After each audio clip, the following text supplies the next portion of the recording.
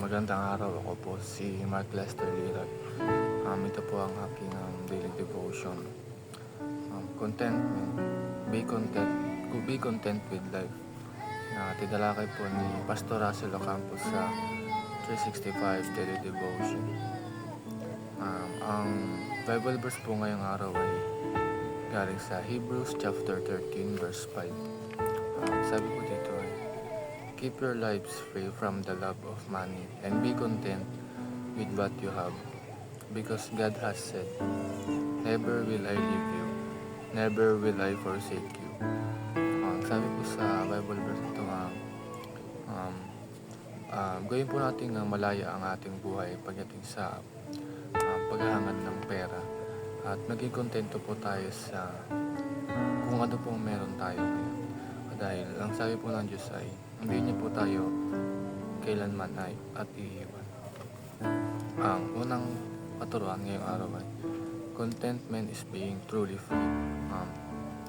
Kung tayo ay may contentment, kung tayo ay kontento sa mga binigay ng Diyos, ay tayo daw ay tunay na malaya.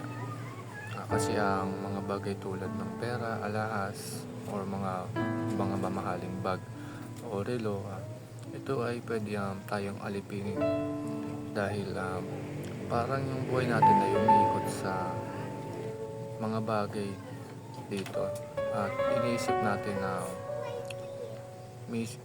natin ang karangyaan lang, at umiikot lang ang buhay natin sa pera.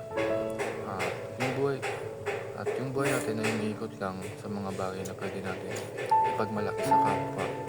At pag laging umiikot ang buhay natin dito, ay tayo ay magiging alipin, at hindi tayo magiging malaya.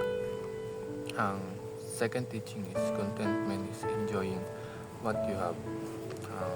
Ang pagiging kontento ay ang ine-enjoy natin ng kung anong meron tayo. Tayo ay totoong sasaya kapag kontento lang tayo sa meron tayo. Dahil ang puso natin ay pandaya, at hindi ito nakokontento. At kahit i-bless tayo ng Panginoon, pero kung hindi tayo marunong makontento sa kung anong meron tayo, ay hindi talaga tayo mismo totoong sasaya. Ang third teaching is contentment is trusting in God. Ang kakontentuhan natin ay may kasamang pagtitiwala sa Diyos. Dahil kung ano man ang kailangan natin ay yun lang ang binigay sa atin, ay makontento tayo sa blessings na binigay ng Diyos, kasi blessing ito galing sa Diyos. At ang mga blessings na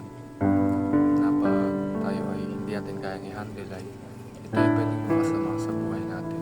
Kaya makontento lang tayo at magtiwala sa mga binibigay ng Diyos. Yun lamang po.